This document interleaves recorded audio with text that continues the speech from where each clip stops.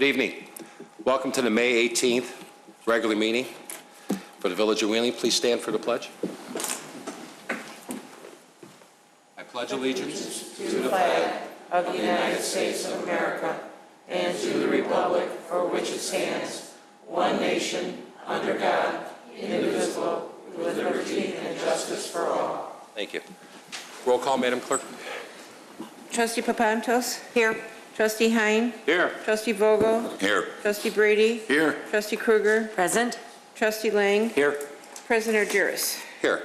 Entertain a motion to approve the minutes for the special meeting for April 21st, 2015.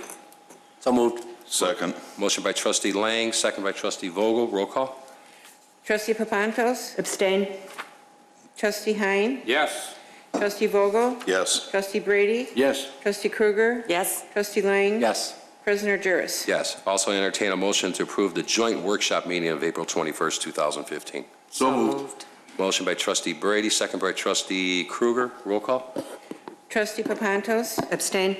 Trustee Hein? Yes. Trustee Vogel? Yes. Trustee Brady? Yes. Trustee Kruger? Yes. Trustee Lang? Yes. President Juris? Yes. And lastly, the approval of the minutes of the special meeting of April 27, 2015. So moved. Motion by Trustee Lang, second by Trustee Hein. Roll call. Trustee Papantos? Abstain. Trustee Hein? Yes. Trustee Vogel? Yes. Trustee Brady? Yes. Trustee Kruger? Yes. Trustee Lang? Yes. President Juris? Yes. Any changes to the agenda? None this evening. Thank you. Proclamations, Madam Clerk. Lou Kosak Day, May 19th, 2015. Louis Lou Kosak II served as a Fire and Police Commissioner of the Village of Wheeling from August 17, 1998 until his passing on April 6, 2015. During his long tenure on the Board of Fire and Police Commissioners, most recently as its chairman, Lou Kosak's wise counsel, attention to detail, and genuine concern for the safety and security of his fellow residents were tremendous assets to the Village of Wheeling. Lou Kosak's enduring legacy of service to the village includes direct oversight of the hiring of more than half of Wheeling's current sworn police and fire personnel. Lou Kosak also served as a valued cornerstone of the Wheeling community through his proprietorship of Kosak Funeral Home, which continues to provide generations of families from Wheeling and throughout the region with comfort, solace, and the opportunity to celebrate the lives of their loved ones. Lou Kosak's scrupulous and compassionate dedication to his family, to his neighbors, and to a life of public service testifies to his status as an exemplary citizen in whom the entire Wheeling community can rightfully take pride. Dean Argyris, President of the Village of Wheeling, Counties of Cook and Lake, does hereby designate May 19, 2015 as Lou Kosak Day in the Village of Wheeling and calls upon the Wheeling community to join him in honoring Lou's memory in recognition of his lifetime of service. Thank you. Wow. Why don't you guys come on up? David, Jay, Carol? What do you say about Lou Kosak? He was a friend. He was a mentor. Made you laugh.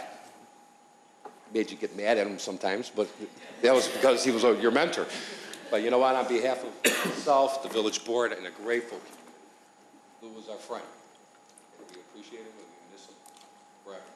So please accept this. And you know, you should be proud of this. This hung at Community Boulevard is a tradition that we started, that when somebody's special, that either he retired or who passed away, who served this community, we hang this in their honor for a month. And it's been a month. And we want to give this to your family.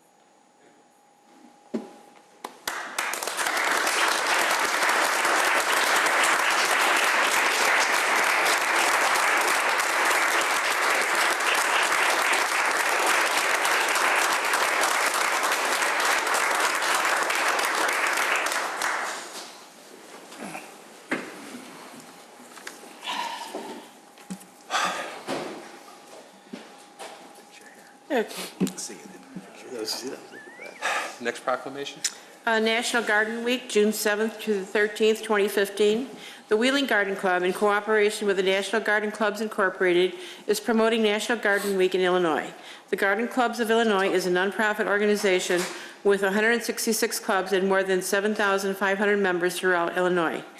Gardeners have a passion for nurturing the beauty and resources of the earth through the planting of seeds, the care of all plants, and the riches of their efforts. Gardeners seek to add beauty, splendor, fragrance, and nutrition to our lives through the growing of herbs, vegetables, foliage, and flowers. Gardening promotes a healthy lifestyle that lasts a lifetime, helps reduce stress from other areas of our lives, teaches that rewards can come from diligent efforts. The members of the Wheeling Garden Club and Garden Clubs of Illinois are concerned citizens willing to devote their time and talents to the conservation, preservation, and beautification of our state's natural treasures and to expand and share our knowledge for the betterment of the environment. Dean Argyris, President of the Village of Wheeling, acknowledges the importance of gardening and the numerous contributions of gardeners and celebrates June 7th through June 13th, 2015 as National Garden Week. President Christine Brady, the Garden Club. I understand you had a successful Saturday plant sale? Residents and the gardeners. Good. We did very well. Thanks for everything you guys do. Appreciate it.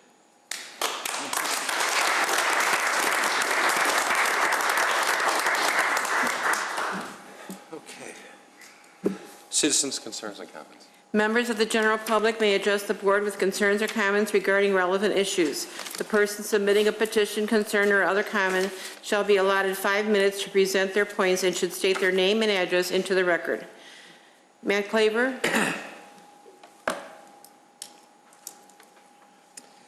Hi, my name is Matt Claver. I live at 1865 Avalon Drive. This two Saturdays ago, May 9th, Wheeling High School shared with Prospect High School a Relay for Life event.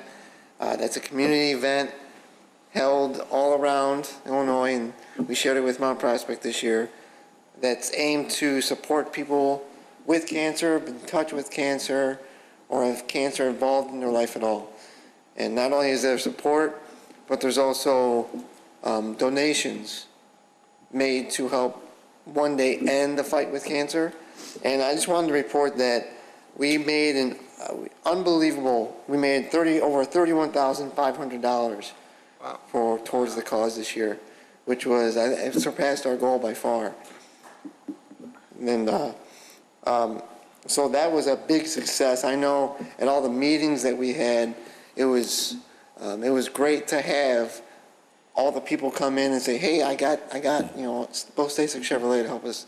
I got all these different places to help us out. And it was great to have the village, the town. I mean, it was all the support that we got was great. And I know, and the other form of support was at the relay with all the people there. This year, I know it was down. It might have been between the weather or different things like that. But I know firsthand what support can do with people who have been in touch with cancer or have cancer. And that's one thing that I want to look forward for next year to do, to get better at. Because the showing, that's the only thing that I wish that could have been better, was the amount of people that show up. And I know the power that just having a body there, having people there that that support you, I know what that can do firsthand to help you get through whatever you get through. Thank you. Thank you. Thank you. Just one quick note. Trustee Kruger and I were at the relay. And I got to say something to you, young man. Matt's product of Wheeling High School. Matt, unfortunately, went through cancer sophomore year, I believe. Matt today is a math teacher at Wheeling High School, which was his longtime dream. And to hear an inspiring 20, 25-minute speech, just talking from his heart to everybody in the crowd, was not just moving, but also touching. And you know what? Good for you, young man. And you kept your roots here, and you're living your dream. And with that, I applaud you.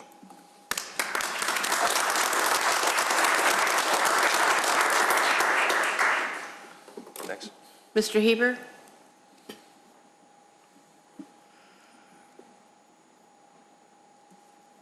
Good evening. My name is George Heber. I reside at 237 Cindy Lane.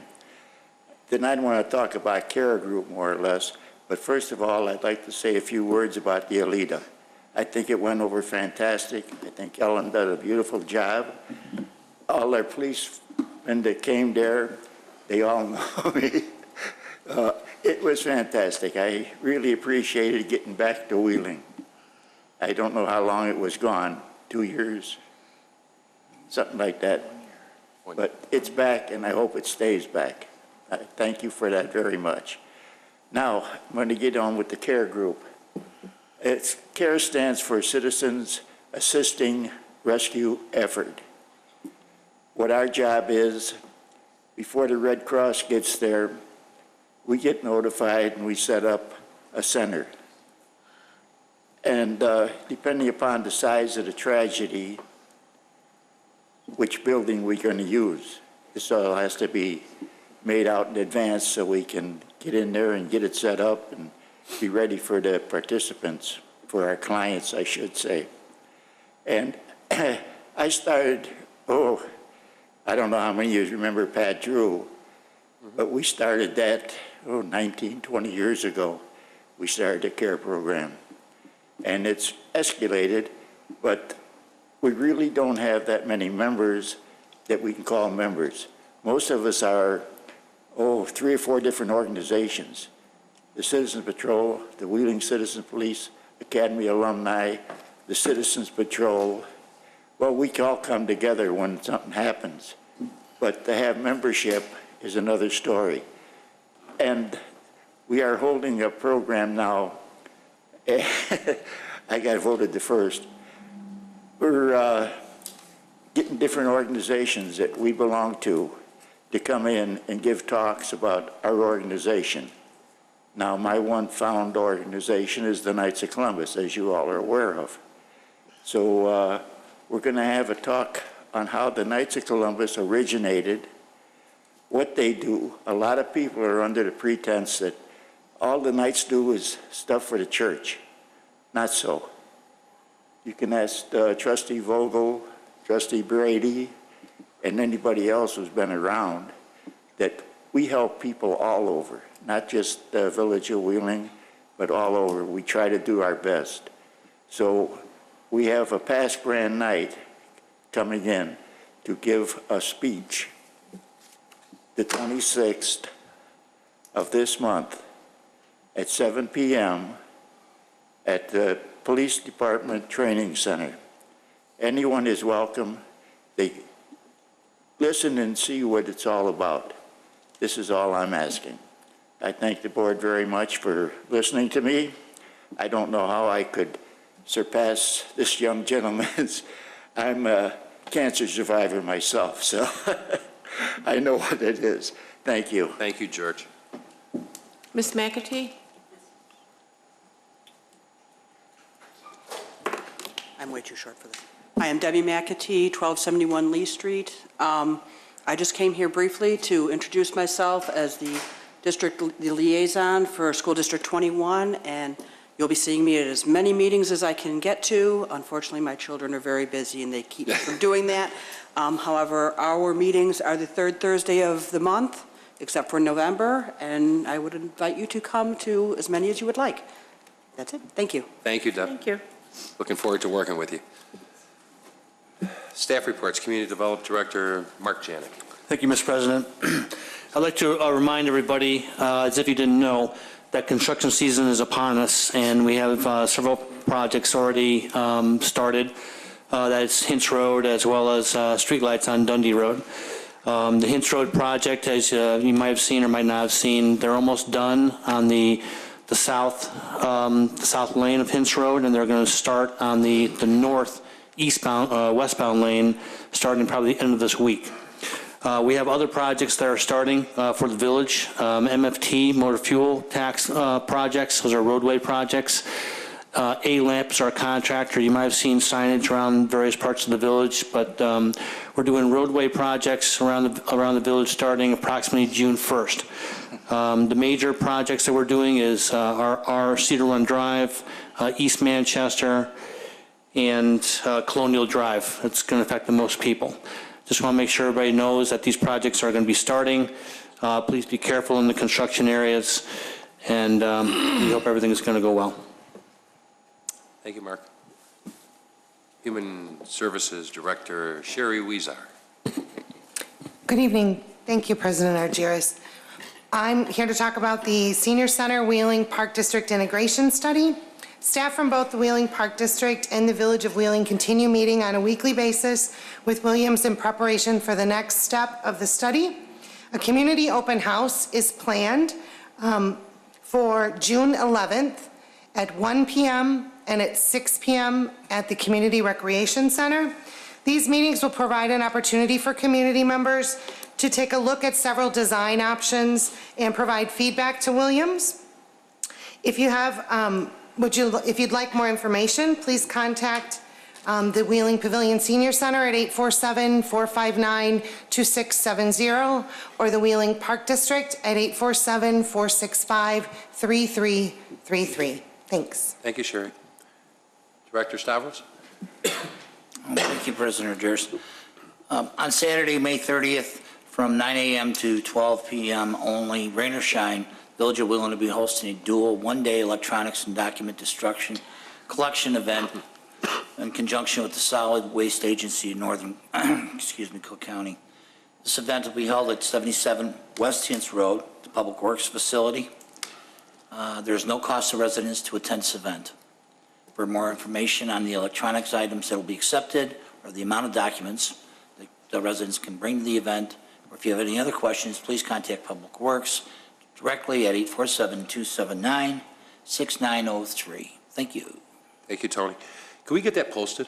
Absolutely. On cable and website and all that stuff? Because people If it isn't already, we people absolutely- year I round think it ask is for up. this since I it's a think it great is as service. well, for but if not, we'll make sure that it is. Thank you. Chief Benson?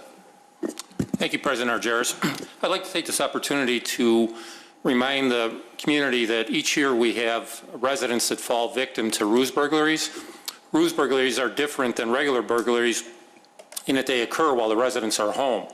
Typically, the offenders will pose as either utility workers or municipal workers in order to gain the confidence of the resident, make their way in their home, and then one of them will distract the residents while the other offender goes through drawers, taking money, jewelry, anything small of value.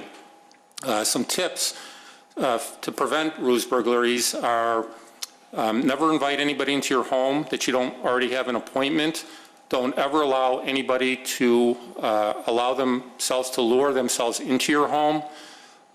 If you see anything suspicious, call the police right away. Typically, all municipal workers will have identification.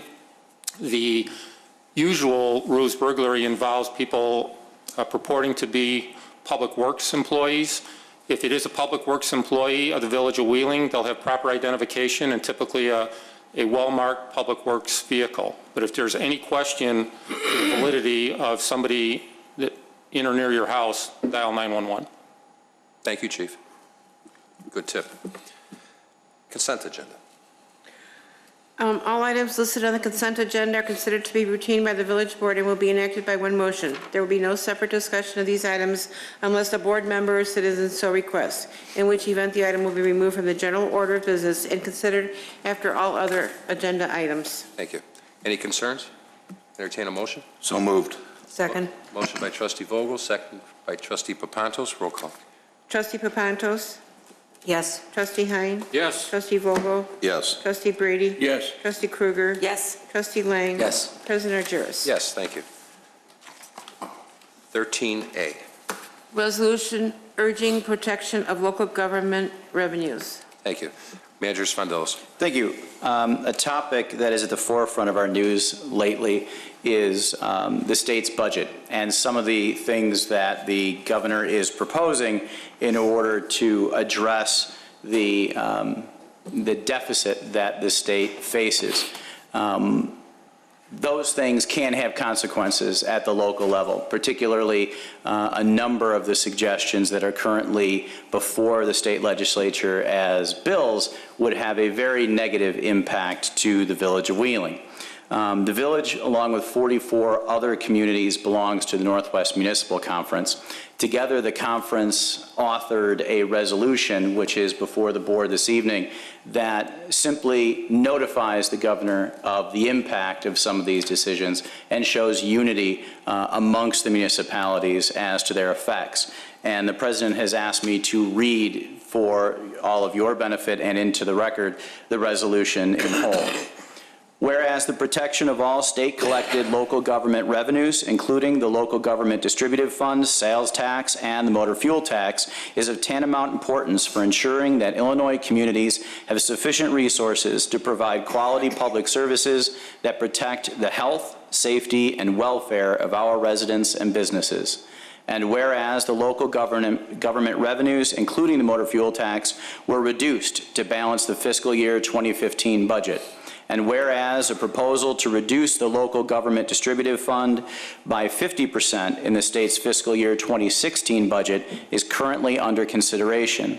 And whereas, based on 2014 revenues, a 50% reduction in the LGDF would take over $1.8 million away from the Village of Wheeling, which would result in crippling cuts to public safety and other critical service cuts, or result in property tax and/or other tax increases.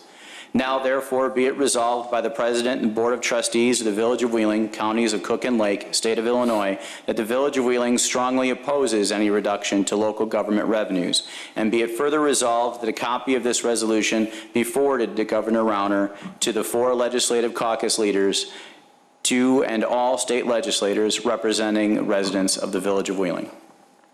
Thank you, John. And just a couple of side notes on this. As John stated, there's 45 communities with the Northwest Municipal Conference, and for the last probably 6 months now, we've been going down to Springfield, talking to our legislators, our state senators, working with the majority, and sitting with the governor, which I could be honest with you, I've been up here over 16 years. First time we've had face-to-face meetings with a governor. Quinn never did that, and predecessor never did that either. So that's refreshing. But we made it very clear, and I looked at the governor straight in his eyes. I says, I commend what you're trying to do to fix the problem. But let me remind you, Wheeling, unlike other communities, have been doing this for the last 6, 7 years. We cut almost 40 employees. We have people doing 2 jobs. We cut $4 million+ out of our personnel budget. We've used 1/3 of our reserve fund. So what you're trying to do, we're doing. Don't lose sight of that. And he looked at me and he understood it. And I says, we're here to help you. But you need to understand what the impact is. How much more can we do? I mean, and it's tough for us, and we all know that. So I think he gets that, and I think a lot of that may be a power struggle between the legislators and that, and I don't want to get into, but they all talk about, you know, the local municipalities. The local municipalities is the state of Illinois. I had to remind a legislator of that the other day. And they looked at me, I go, we are the state. All these communities are part of your state. So Springfield's not its own animal. We're all part of the same boat here. So they're talking reform. We need to work together. Our budgets are different as well. I says, you're talking about things that really impact a budget that we've already approved for January 1st. Your budget starts July 1st. What's the impact? And I've asked our council now to put verbiage in bid processes now that we can get an out clause, because we don't know what the state's going to do about taking motor fuel tax to fix our streets and do things that we've committed to. So we are working together. I'll probably be going, I know I'll be going down to Springfield again next week with a bunch of the other mayors. And it's all, you know what, we're making a statement down there. We're working together. We're level-headed. We're not screaming. We're not yelling. We're not down there with signs and everything else. We're going through the process, working with our folks. Because, you know what, the Northwest Municipal Conference is not only 45 communities, it's 1.4 million people. So it's a voice. And what's nice about it, we're all working together to try to help and to understand the ramifications if things do go through in Springfield like they're asking for. How does it hurt us? Because, you know, we don't sell water like this or cups. We sell service, and it comes with a price. So with that, I'll entertain a motion to approve the resolution. So moved. Second. Motion by Trustee Lang, second by Trustee Vogel. Roll call, please. Trustee Papantos? Yes. Trustee Hein? Yes. Trustee Vogel? Yes. Trustee Brady? Yes. Trustee Krueger? Yes. Trustee Lang? Yes. President Argyros? Yes, thank you. Do you want me to read all 3 resolutions? Why don't you read all 3? Okay, I will do that. Okay. This one has 3 resolutions. Resolution approving the execution of documents for the reduction of the interest rate on loans to Chicago Executive Airport.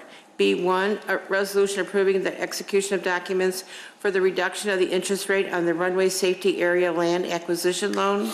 B2, resolution approving the execution of documents for the reduction of the interest rate on the Northeast T-Hanger loan, and B3, resolution approving the execution of documents for the reduction of the interest rate on the Southwest T-Hanger loan. Okay. Attorney Ferrella.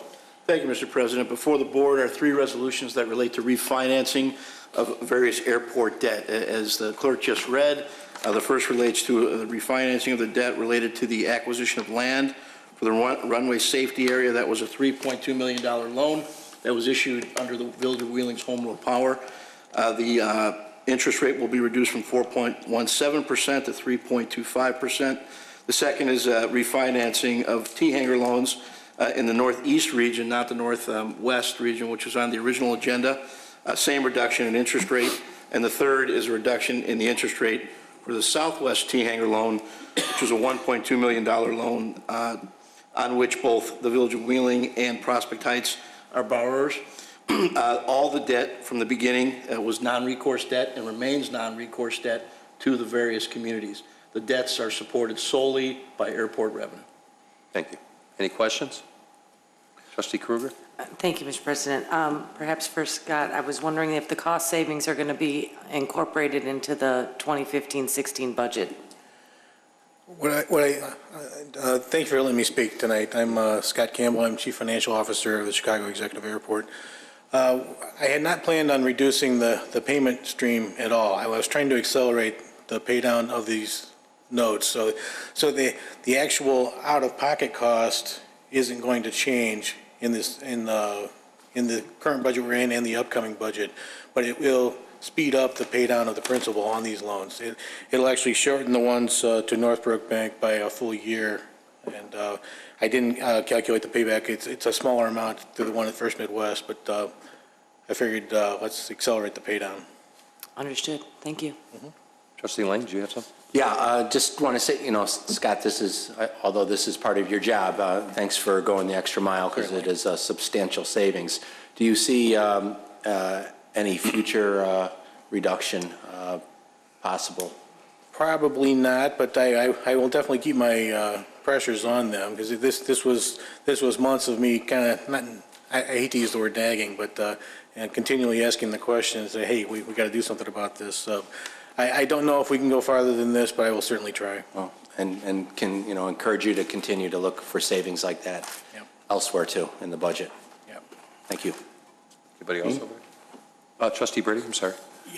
Two questions, I guess, Jim, it'd be better for you to answer. First of all, what is the life of these bonds? And secondly, how does the fact that we have to carry them because of our relationship with the airport and Prospect Heights, how does that affect our, let's say, rating or something with the amount of bonds that we carry? Does that hurt us or help us? The life of the bond, Scott, maybe you have the note. What are the payoff dates? I don't have that information. I don't have that right in front of me either, and I can't remember off the top of my head. I'm sorry. And as far as our rating is concerned, the debt is supported solely by airport revenue.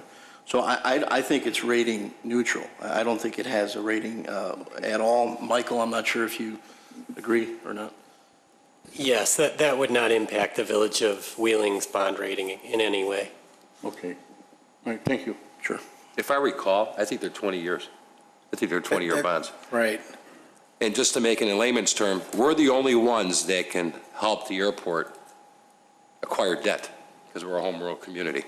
Prospect Heights can't and the airport can't. So once again, a lot of this stuff doesn't put us on the hook for the debt because of the reasons that the attorney had stated, but we're the only ones that can allow that to happen based on our status of being home rule. But I believe the note, to answer your question, the bond is a 20-year bond because I was on the airport board when that happened. That was a $4 million original bond originally. So, okay, if there's not any more questions on resolution number 1, approving the execution of documents for the reduction of the interest rate on the runway safety area land acquisition loan. Entertain a motion. So moved. Motion by Trustee Kruger. Second. Second by Trustee Papantos. Roll call. Trustee Papantos? Yes. Trustee Hein? Yes. Trustee Vogel? Yes. Trustee Brady? Yes. Trustee Kruger? Yes. Trustee Lang? Yes. President Jers? Yes. Item 13B2, resolution approving the execution of documents for the reduction of the interest rate on the Northeast T-Hanger loan. Entertain a motion. So moved. Motion by Trustee Papantos. Second. Second by Trustee Lang. Roll call. Trustee Papantos? Yes. Trustee Hein? Yes. Trustee Vogel? Yes. Trustee Brady? Yes. Trustee Krueger? Yes. Trustee Lang? Yes. President Juris? Yes. Resolution 13B3, resolution approving the execution of documents for the reduction of the interest rate on the Southwest T Hangar loan. Entertain a motion. So move. Motion by Trustee Hein, Second? second by Trustee Krueger. Roll call. Trustee Papantos? Yes. Trustee Hein? Yes. Trustee Vogel? Yes. Trustee Brady? Yes. Trustee Krueger? Yes. Trustee Lang? Yes. President Juris? Yes. Thank you, Scott, for coming by. Thank you. 13C, Madam Clerk. Public hearing and resolution regarding a request for Cook County Class 6B real estate tax assessment classification for the properties located at 204-206 West Carpenter Avenue. C1, public hearing regarding request for Cook County Class 6B property tax exemption from Vincent U.S. Corp. contract purchaser.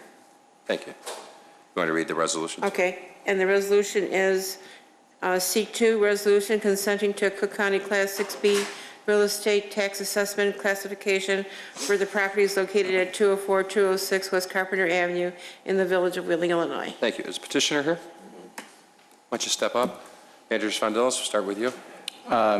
Thank you. Before you this evening is a 6B request for a building on Carpenter for industrial use that has been substantially vacant since 2006, although it's had a tenant up until February of this year. This user would take the entirety of the building, again, for industrial use, and perhaps you can explain a little bit more about the business itself. Thank you. My name is Peter Santillis of Liston and Santillis. I'm the attorney representing the petitioner this evening. Good evening to the Village Board of Trustees, village staff, and the residents of Wheeling. With me this evening is Mr. Billy Lynn, Operations Manager of Vincent U.S. Corp., the petitioner. Mr. Lynn will speak to the operations at the site in just a few moments, but to recap, this building is located at 204 to 206 Carpenter Avenue.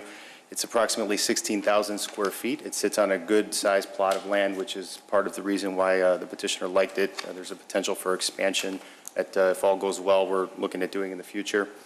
The building is about 40 years old. It's functionally obsolete. It has been vacant substantially, about 40–50% since 2006.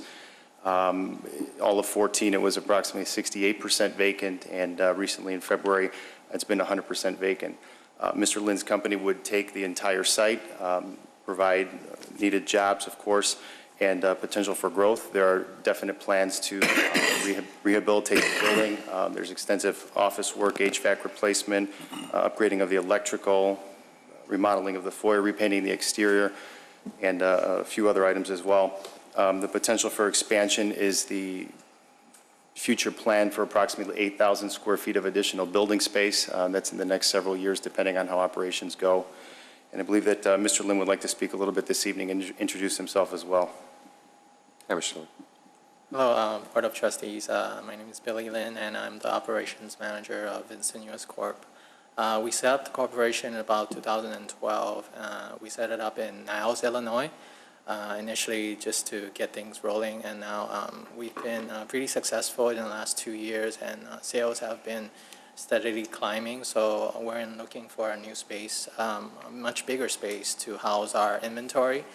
The reason why we chose Illinois was it has quite a few spring makers. There's like 50+ companies in the state of Illinois, so that's why we set up shop. But while looking for a place in the last 6 months, we found Wheeling to be suiting our needs, whether it's size-wise or the presentation of the area. So that's what we're into right now. There's actually like a few manufacturers or potential customers, even in Wheeling, that we're interested in pursuing. And aside from those, we definitely want to hire more employees once we get this new location, and also bring other benefits such as hiring local staff to help with our loading, unloading, and whether part-time or full-time. And also in the near, I'd say about 3 years, we plan to expand on that 8,000 square foot to increase our capacity. Great. This is a public hearing. Anybody from the audience wish to speak? Let the record show that nobody wishes to speak. I entertain a motion to close the public hearing. So moved. Motion by trustee Vogel, Second? second by trustee Kruger. Roll call? Trustee Papantos? Yes. Trustee Hein? Yes. Trustee Vogel? Yes. Trustee Brady? Yes. Trustee Kruger? Yes. Trustee Lang? Yes. President Jarvis? Yes. Any questions from the board? Yes. Trustee Papantos? Mr. Lynn, could you explain exactly what your company does? We're a wholesale machinery distributor, so there's a lot of manufacturers in the state of Illinois, and we provide the machinery for them to make their parts for the customer. But you're a distributor, not a manufacturer. We work closely with the manufacturer, which is overseas, but we handle support and sales and everything in between. So, Thank you. You're welcome. Anybody else? Entertain a motion to approve the resolution consenting to the Cook County Class 6B real estate tax assessment clarifications for the properties located at 204-206 West Carpenter Avenue in the Village of Wheeling. So moved. Second. Motion by trustee Brady, second by trustee Vogel. Roll call.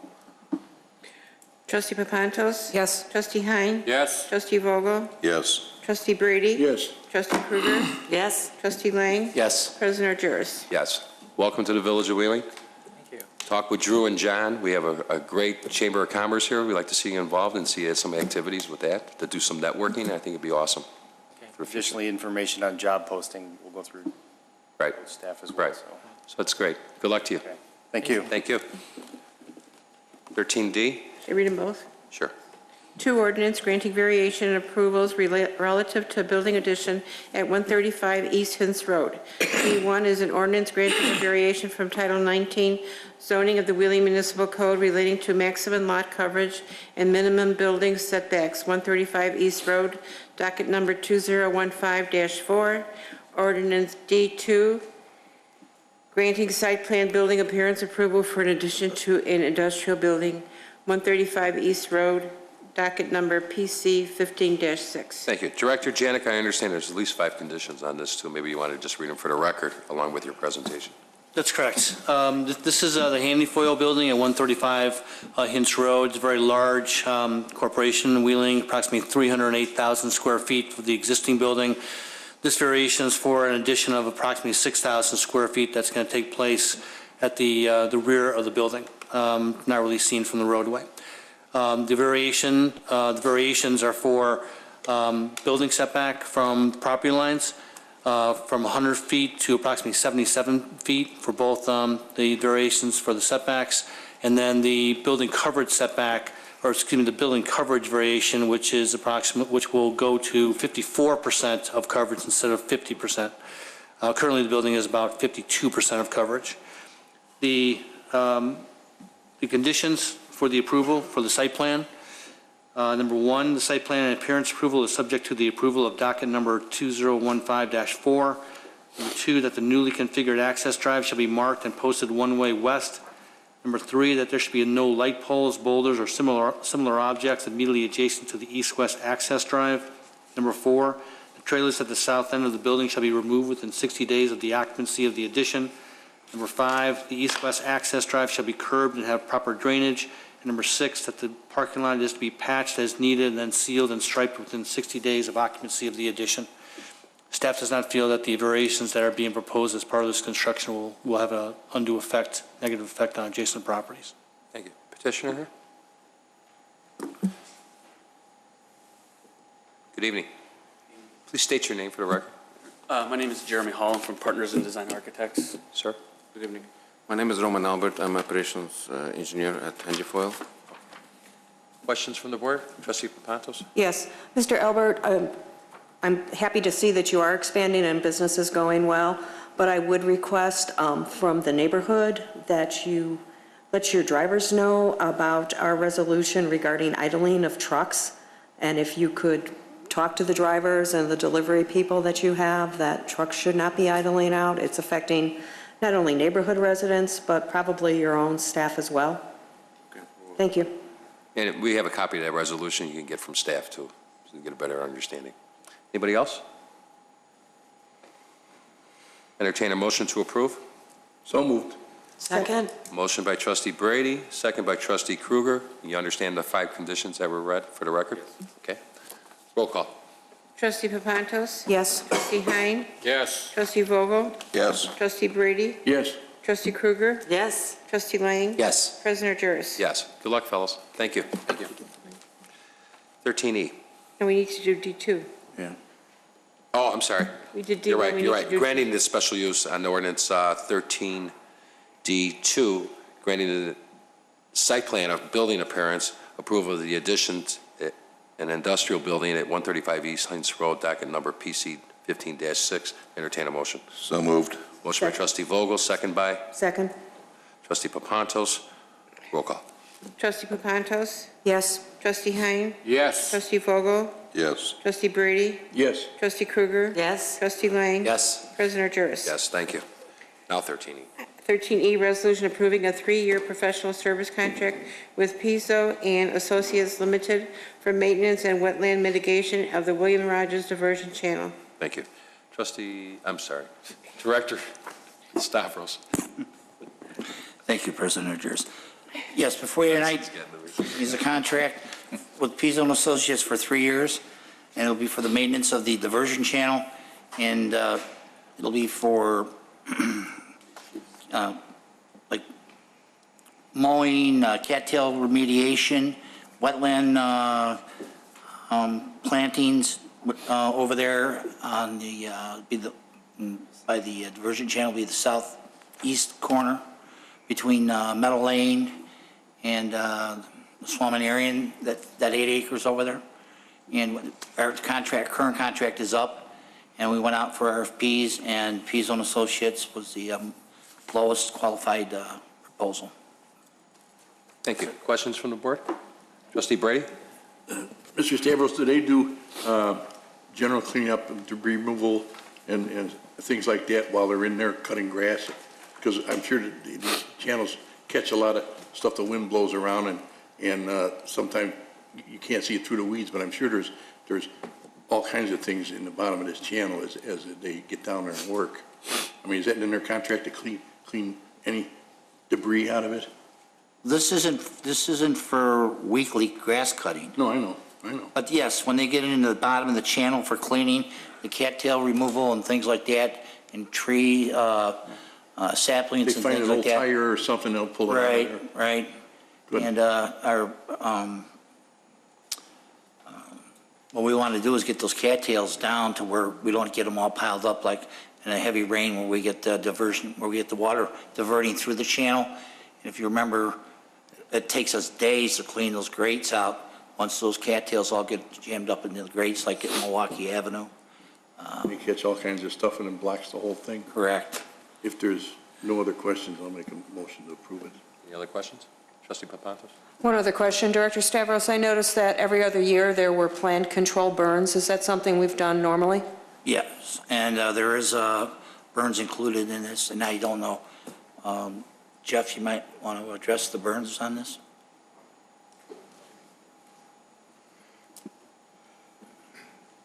The burns aren't scheduled for every year, but they are every other year still. Right. And the purpose is to? It's to get rid of all the excess vegetation, and then it also returns the nutrients to the grounds to encourage growth. Great, thank you. Okay. Motion by trustee Brady. Second? Second. Trustee Hein, roll call. Trustee Papantos? Yes. Trustee Hein? Yes. Trustee Vogel? Yes. Trustee Brady? Yes. Trustee Kruger? Yes. Trustee Lang? Yes. President Juris? Yes. 13F. Presentation regarding the report of the financial results of fiscal year 2014. Thank you. Director Manashi. Come on down.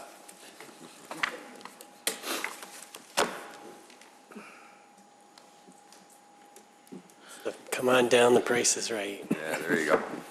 Okay, thank you, President Argyris.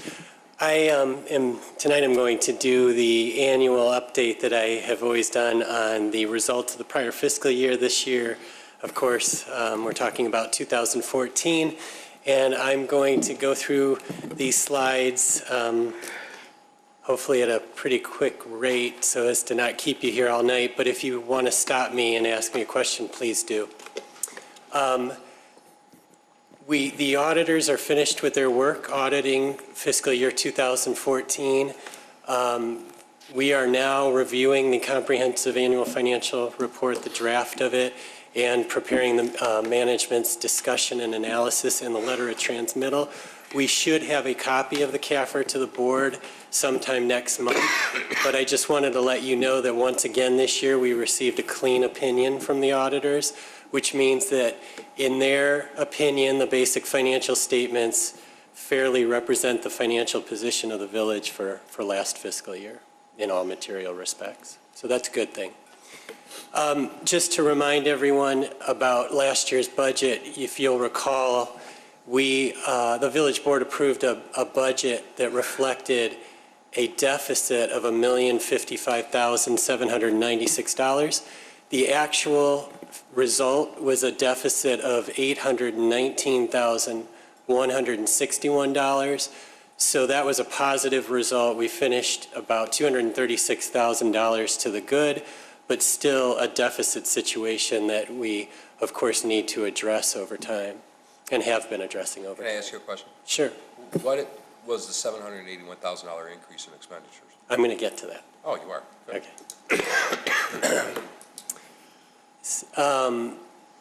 On the revenue side of the equation, you'll see that we finished a little over $1 million to the good in terms of how we budgeted. Some of that is a little misleading, so I'll explain that. But in terms of sales tax, our actual sales tax was about $13,000 higher than what we budgeted. Usually we're not that close, so that was a good result. Income tax was $144,000 less than we budgeted. I expected a 4% increase in income tax, and that did not happen this year. Property taxes typically comes in at about what we budgeted. This year is a little misleading because it shows a $276,000 gain, but that's as a result of the fact that the village board during the year declared a surplus in the South Milwaukee TIF district and decided to contribute that money to the police and fire pension funds. It ran through the property tax account, which looks like we brought in more property tax than we really budgeted, but that really wasn't the case. It's really just an accounting issue. You'll also see that we declared a number of surpluses in other TIF districts, and there, as a result, brought in more revenue for the village, because every time we declare a surplus, the village also gets their share of that. As a result of the joint dispatching agreement with Des Plaines, we brought in $202,000 of revenue that we had not budgeted because we weren't sure at that time about the agreement with Des Plaines. Red light violations were higher than we expected. We saved some money on health insurance. Our health insurance costs were less than we anticipated. And then, there's this catch-all category, which was pretty close to what we budgeted. But the overall impact was $1,017,000, so that's good. Okay, so now, President Argyris, getting to your question about the expenditures. We were over budget by $781,000. Again, a little bit misleading, and I'll explain why. We were a little over budget in terms of salaries.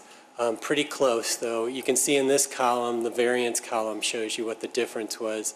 We always budget for 99% of salaries. We expect some amount of turnover, and because there wasn't as much as we expected, we finished a little bit over budget.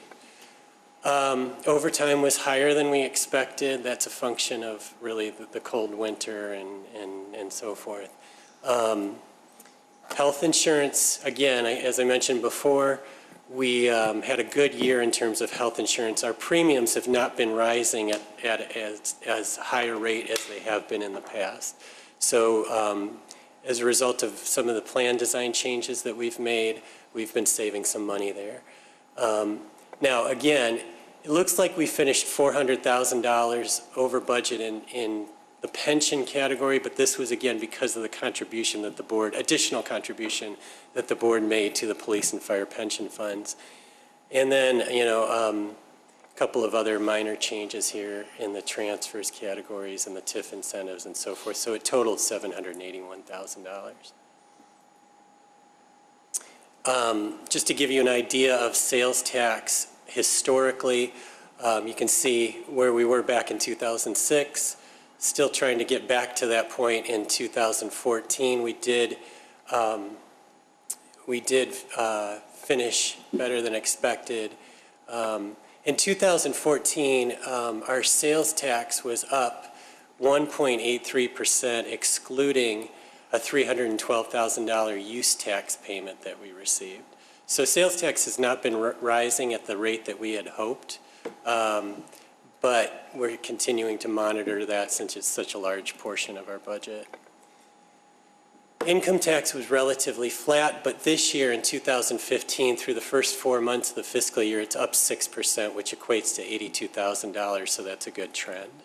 But you can see historically that we're still at a point where we're lower than what we brought in 2008 and 2009.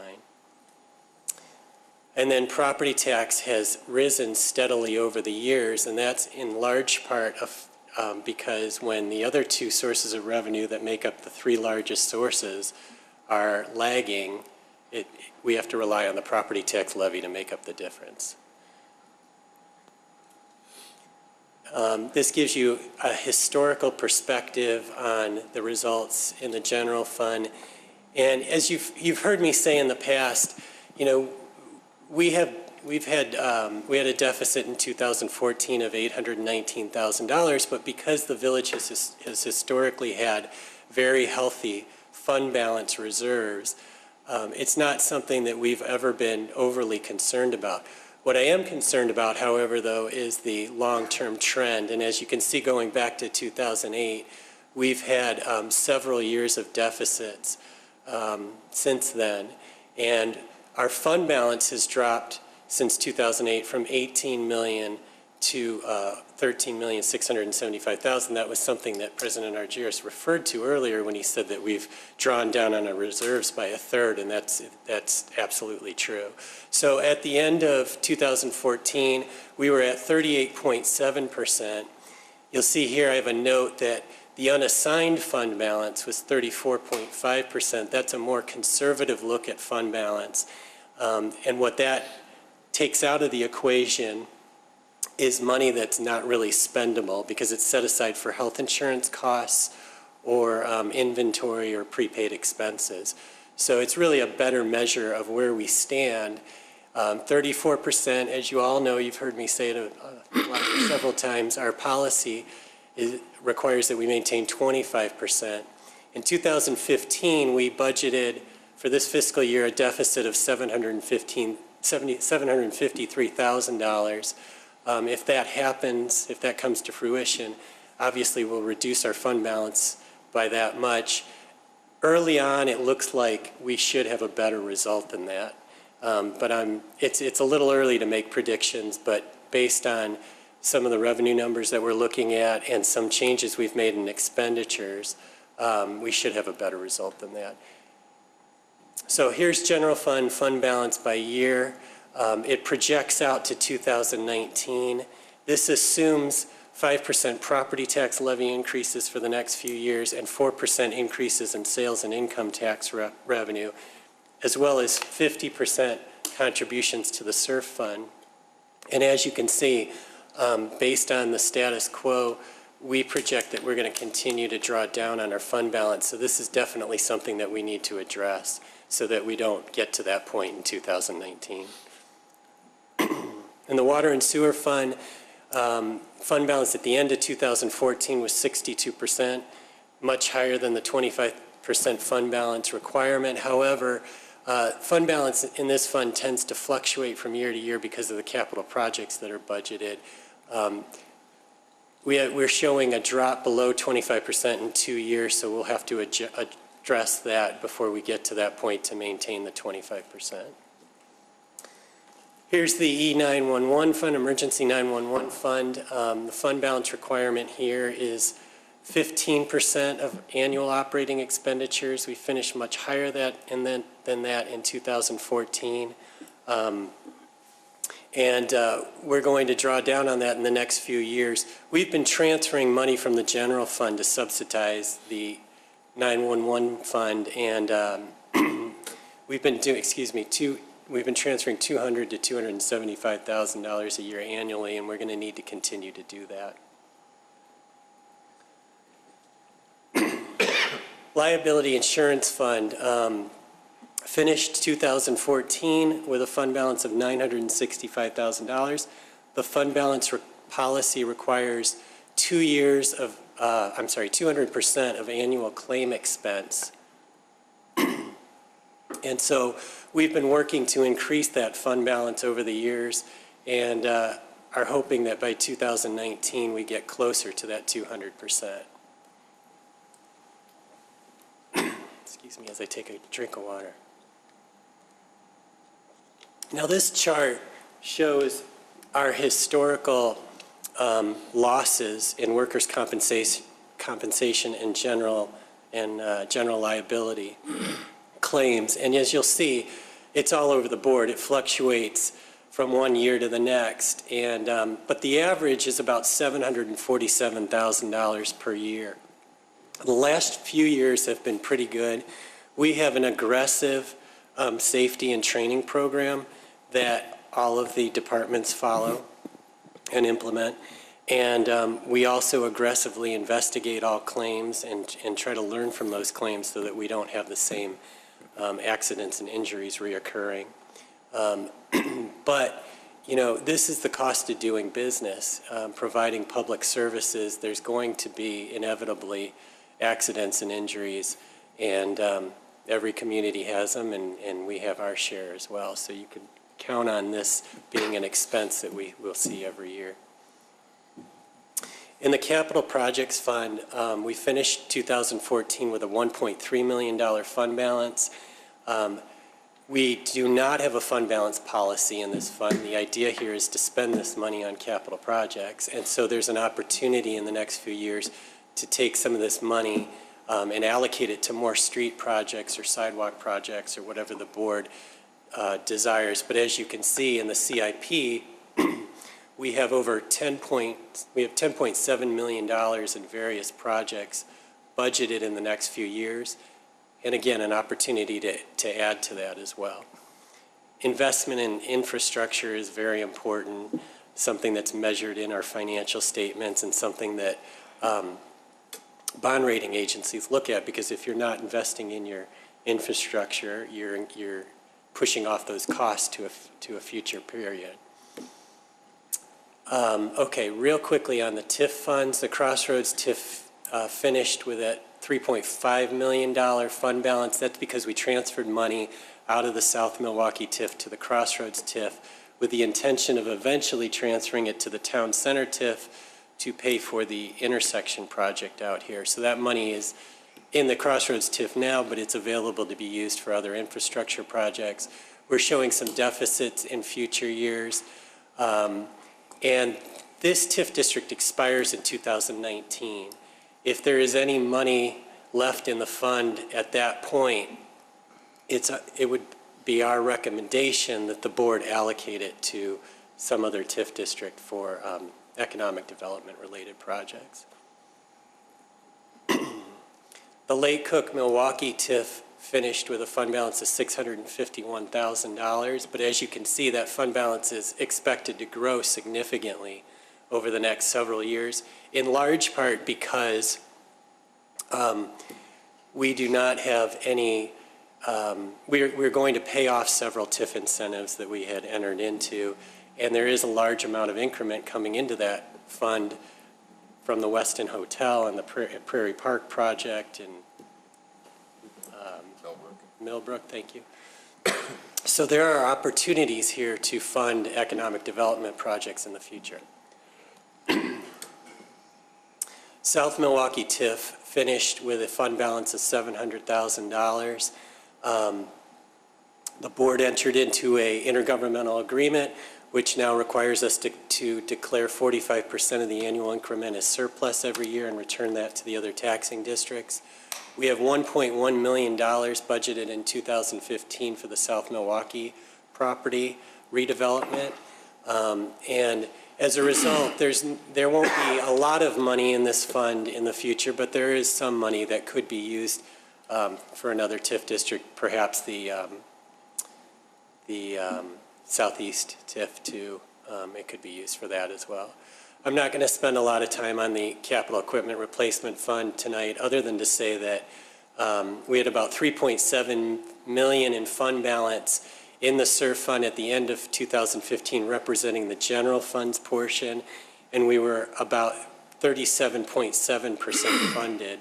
There's 190 different vehicles and other pieces of equipment in the SURF fund. The total value of that equipment is $12.5 million.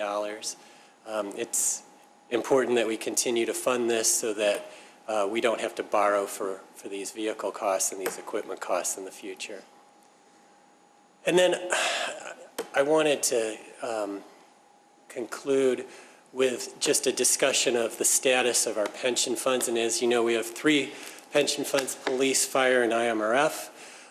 You'll see in this column, I've indicated what the assets of each of those pension funds are currently, what the liabilities are, and therefore what the unfunded liabilities are, and finally the funded percentage of each of those funds. So you'll see that in the case of the police pension fund, it's almost 70% funded, yet it's underfunded by almost $20 million. And in the case of the fire pension fund, it's $22 million, 60% funded.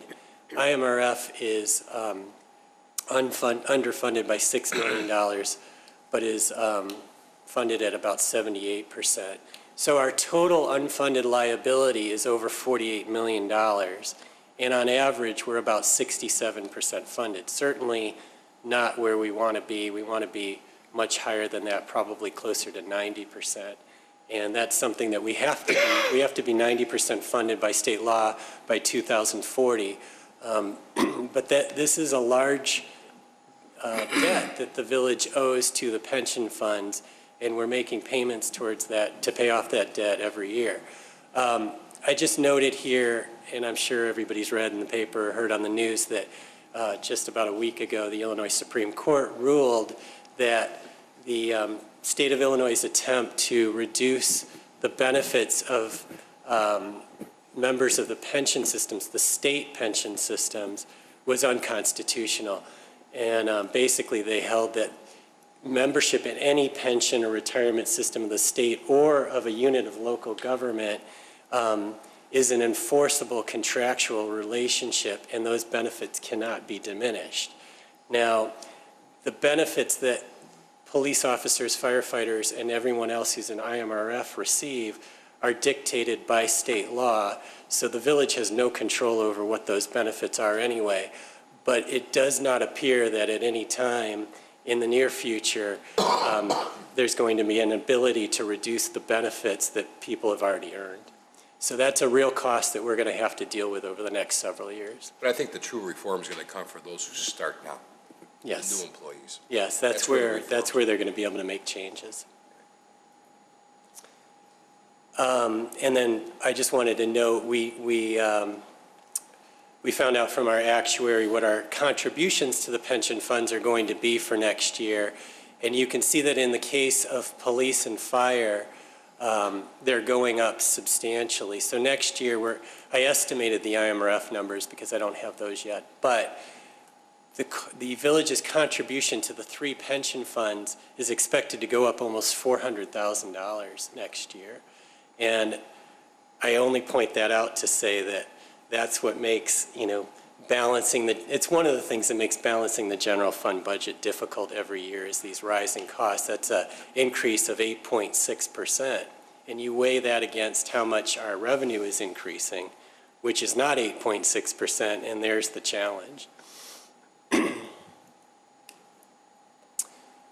So, again, things to be that I'm concerned about going forward are the fact that, of course, we budgeted a deficit this year of $754,000. I do think that's going to be a little bit better, but if it does happen, that would reduce our fund balance to less than 34%. I'm always concerned about the long-term trend of additional deficits. that's a structural issue that we need to deal with.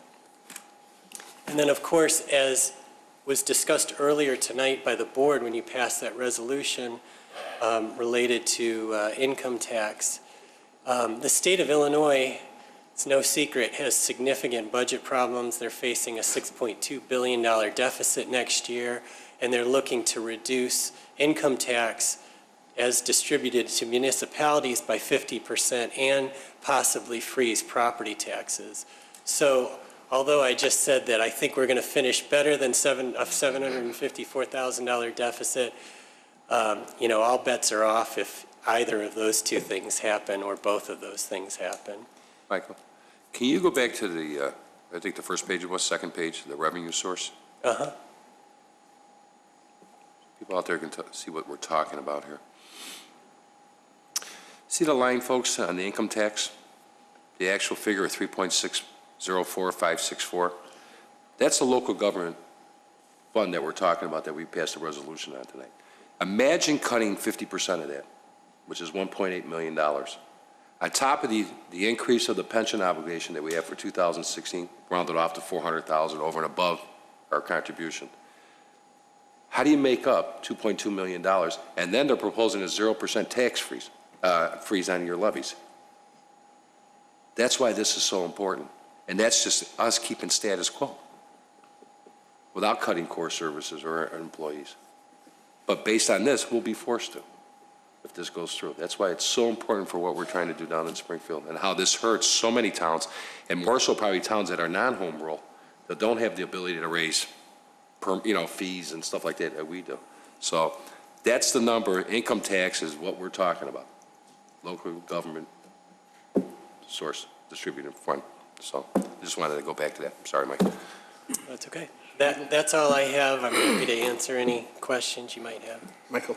Yes. Ready? On the pensions, on these contributions that we're going to be making, let's say next year, you say that they're increasing by X amount of dollars. Now, that's the total contribution into the pension fund. Right. How much of that is what would normally be put in there for next year versus how much of an increase we have to put in to make up all the money we lost years ago? Well, that's a great question. And I'm going to try to do this off the top of my head, but I really need the actuarial report in front of me to answer this correctly. But generally speaking, when we make a contribution to the pension fund, about 30% of it is what they call the normal cost. And that's what we owe for the benefit that's being earned at the current time. The other 2/3 roughly is unfunded liability. We're making up for the funds that weren't the investment losses and the unfunded liability. Yeah, because, everybody gets the impression that these pensions are something nasty and bad, and these guys are stealing this money.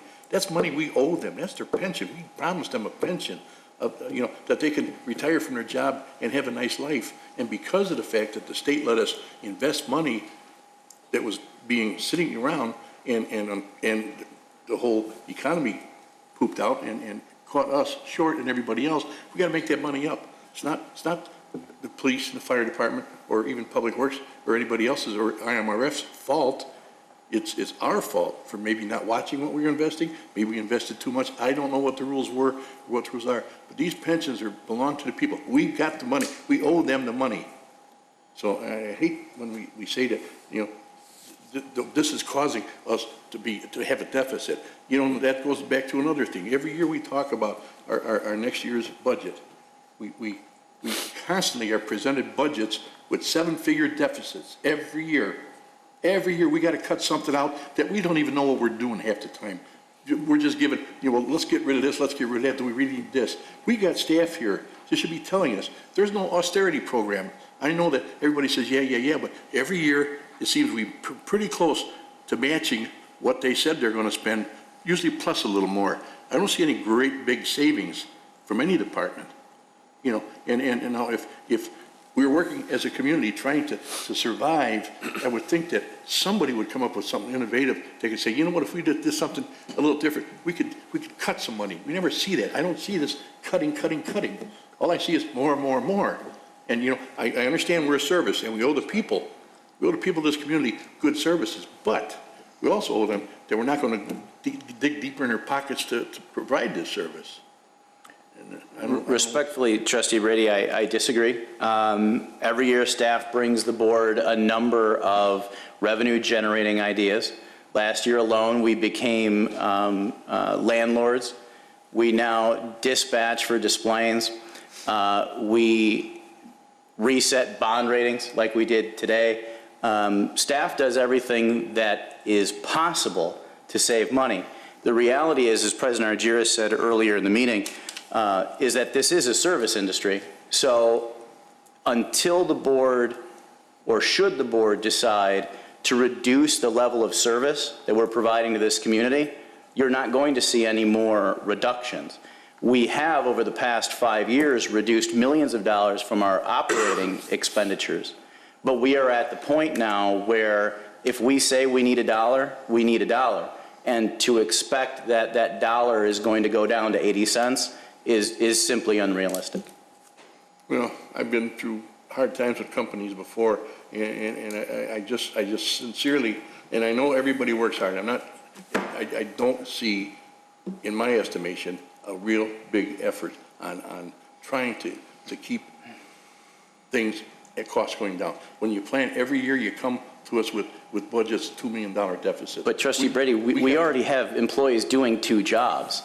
I mean, I don't know how much more one can be expected to do. So, yeah, but it's too easy to say, well, I guess we're going to have to raise the taxes 5% next year because, you know, we can't find a way to keep the costs down.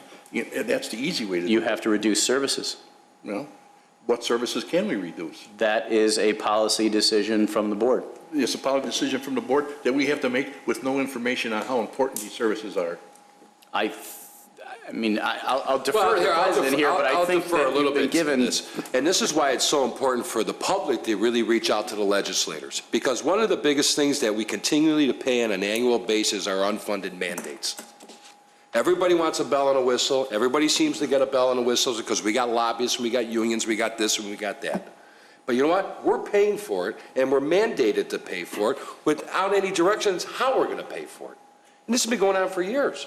And then you listen to actuaries who were worried about us back in the 90s that we were going to overfund our pensions because our 8.5% and 9% return was going to happen and you're going to have too much money. But look what happened. Now they're telling you fire chiefs are going to live to 120 years old. And you have to have a pension for that guy. This is the problem. This is reforming. You're right. Nobody's saying take away from anybody. But you got to have a little common sense here and say, okay, how much of the burden can the taxpayers pay? And you can't continue to give more. We're talking about reductions of revenues that the government is proposing. But there's 6,000 bills out there proposing unfunded mandates to the communities. How do you do this? Stop that. Look at that. There's no more toys. Stop. We need to balance our budget as a state. The municipalities need to continue with their core services and be able to pay for it. Don't threaten to take half our revenue away and then threaten to put a freeze on property taxes. Because seriously, the rumor out there, you want all the municipalities to file bankruptcy? You're going to do it to Chicago. State of Illinois is right behind it. So we need to use common sense here. And this board's been very proactive and now waiting. And what I mean by that, economic development. Generate the revenue source. Have folks move into this community, have disposable income to spend money in our community. Do what we did tonight, bring empty buildings and put businesses in there and hope for expansion and new jobs. We need to do our own and control our own destiny and not worry about the state. And I've sat down with John and I've sat with John Malanthe. We need to be proactive. Today, Drew and John are in Las Vegas at the #1 World International Convention for shopping centers and that. And when John left here Friday, he had 34 appointments booked selling this community. That's what we need to do. And I agree with that. And I know you do. But the thing of it is, you know, when all of a sudden the state and the township and the county drop all their social services because they can't afford it anymore, right, we have to pick it up. Look at the state. And do we have to? Right. I mean, they don't care about these people. You know, we do, but we can't afford it. So what do? We go back to the taxpayer and say, hey, you got to pay more money because we got to take care of all these people. Right. You know, and it's just a shame. You know, you look at our the final date when this community is broke isn't that far away according to our accountants. 5, 6 years, we're not gonna have any more, but, general fund. What do we do then? You're done. Yeah. We're done. And then let's hope that development gets here strong and heavy. That's our only hope. There was a bill floating out there from this Senator Cullerton that just drove me nuts. There's a bill out there that's allowing, listen to this. The Village of Wheeling shares a school district, 21 with 6 communities, 7 communities. 214 with 8 or 9. We want to build our town center. If this bill passes in the Senate, for us to build a town center, we would need a majority of the other communities to give us permission to build it. Really? Can you imagine the stuff that's down in Springfield? So for us to build a $100 million project, we would need a majority of the 6 communities that we share District 21 with, plus 23, and all of 214, for us to do a $100 million development. Who are our competitors? Who are our competitors, by the way? So now it's going to be a mayor-to-mayor thing with Buffalo Grove, Arlington Heights, Mount Prospect, Prospect Heights, Des Plaines, Rolling Meadows. Can you imagine this nonsense that's down there? Leave us alone.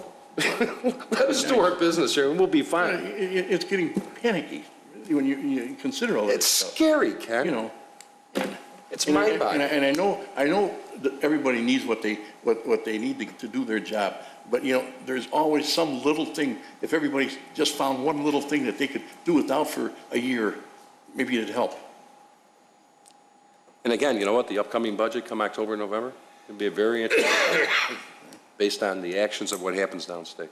And you know what? We got to be supportive. We got to be professionals amongst all of us here and work together and bring some of those ideas with staff and sit down, common sense approach and say, how do we plan here? What are we doing here? It's scary. And hopefully that we got some good economic development to offset some of the losses that maybe we have on the other end. The trend seems to be okay, not as high as we like it to be with sales tax, but it's a trend that's moving upward, not downward, which is a positive thing.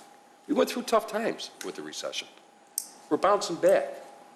We had a lot of empty space in the industrial park. Not that empty anymore, From 13, 14% empty to down to about 5.5%. It's huge. That means we're bringing people here. Those buildings are back on the tax rolls. They're spending money with improvements. We're getting building permits. We're generating revenues for us that nobody can touch. So I think we need to stay focused, and I think Michael and staff are doing the best they can. It's a scary thing. You're right, Ken. It's scary. And believe me, I worry about it all the time, and John will tell you that. And that's why we spend the time as a group, not just the Village of Wheeling, but 45 communities as one voice working together for the same concerns. And these are just basically, other than the pension stuff, which I am very passionate about, only they're just general statements, not pointed at any department or anybody. I know, I like everybody who works here. I think they're decent, they're hardworking. It's just that, maybe we ought to toughen up on an austerity program, that's all. Thank you. Thank you. Anybody else? I'm sorry. Trustee Vogel? I understand everything that's being said here tonight and everything that was said. But when we agreed to our budget last year with a deficit again, I thought we also agreed that we're going to take a look at every function. And I'm pretty sure we did. And we did the year before too, but I've never seen us do that. I've never seen us given a report telling us why we need what we have, how we can do it. I understand you've done some things, but we've never received anything other than, oh, we did this. And it's not that we don't appreciate what was done, but until we see the whole picture. And you will have that as part of this year's presentation. Which, the budget presentation? Yes, before the budget. Can we get it before that? Thank you. All right, we will have it. All right, thank you. Anybody else? Yeah, one quick one. Yeah, Trustee Lane? So Michael, with the new water meter program that we're pretty much finished with now, I know residential, we weren't looking at realizing any increases in revenue, but industrial, we were looking at increases. Has that happened? No, it hasn't. And I think that's just a function of not so much that we're not necessarily, it's not that we're not reading more water, it's just that water use is trending downward year after year. I don't have that chart that you put up there during the budget process that shows the historical water use, but. So it's going down in general? It just is going down in general. Even industrial?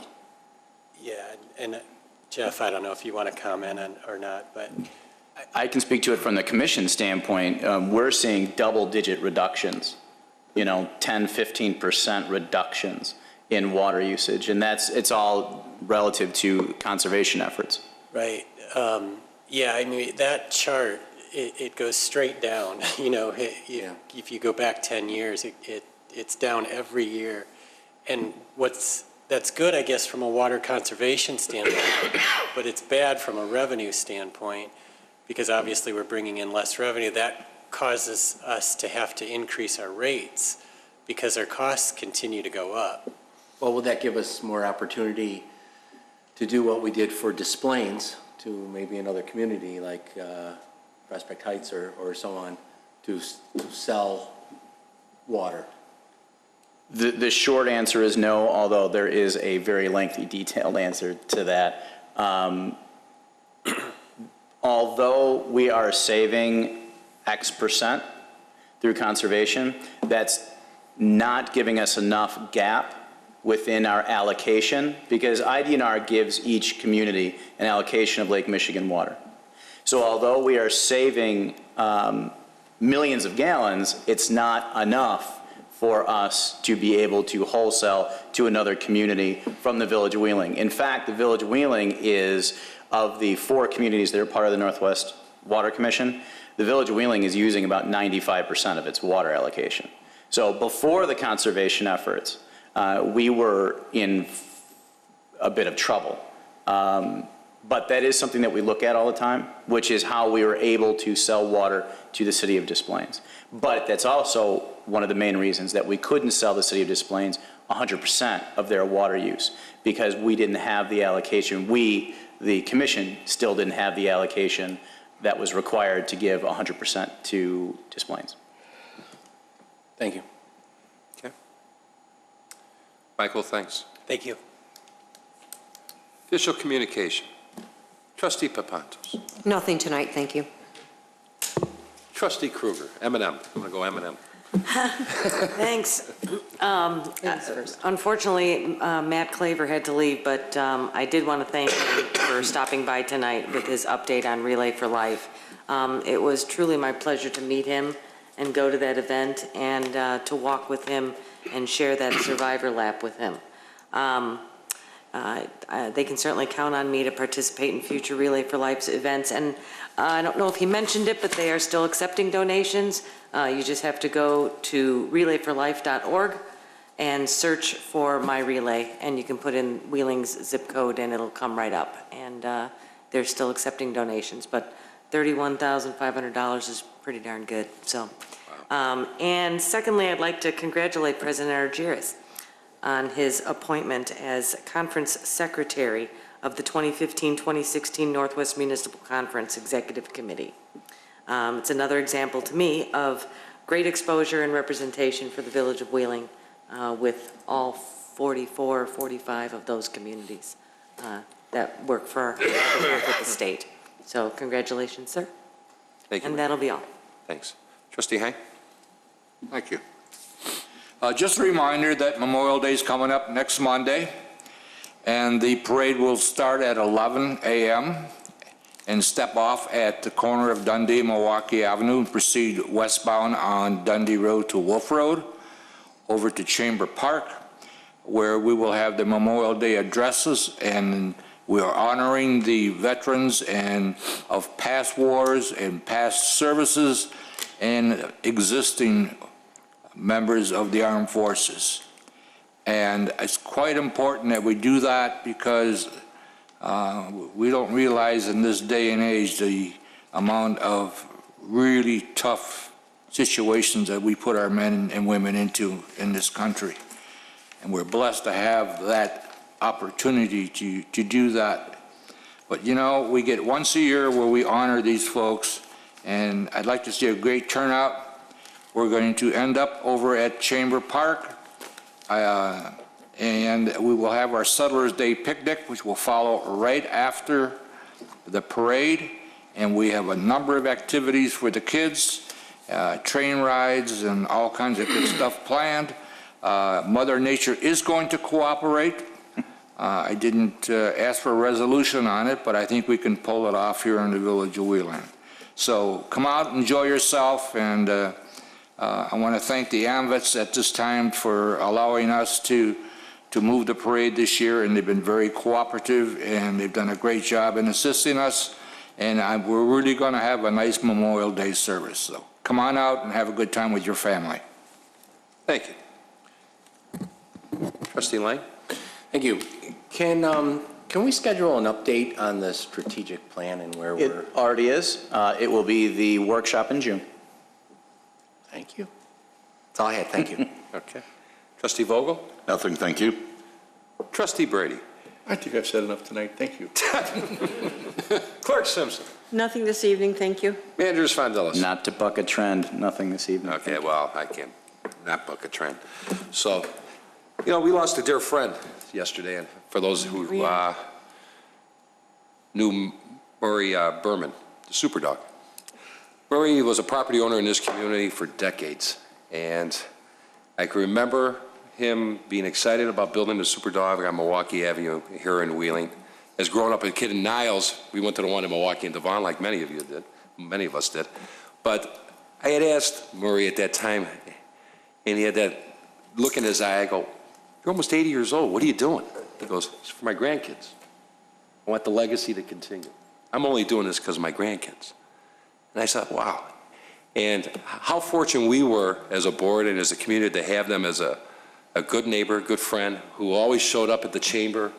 Matter of fact, the last chamber night, Taste of the Town, they were there in their wheelchairs, greeting everybody and watching their son serve hot dogs at the Westin Hotel that night. And again, on behalf of myself, the village board, and a community of ours, our condolences to the Berman family. Just a great family, good people to work with. We've had many functions here where the Bermans have graciously helped us fulfill, you know, a couple little catering events, and they've just been great. So to Murray, God bless you, Godspeed, and the best to his wife, Fleury. 67 years in that business. You know, it's amazing. Their legacy is nationwide. Oh, yeah. People from all over know about super dogs. I know. So God bless, and I just wanted to share that.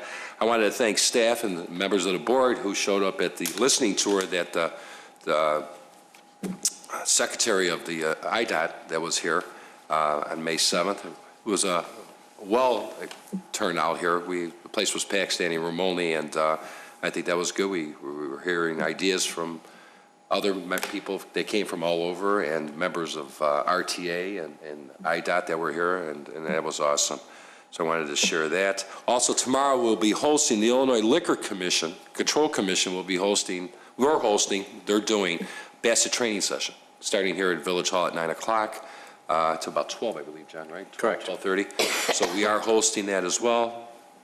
For anybody that needs to have their Bassett training and ask questions to the Liquor Commission, we welcome them here.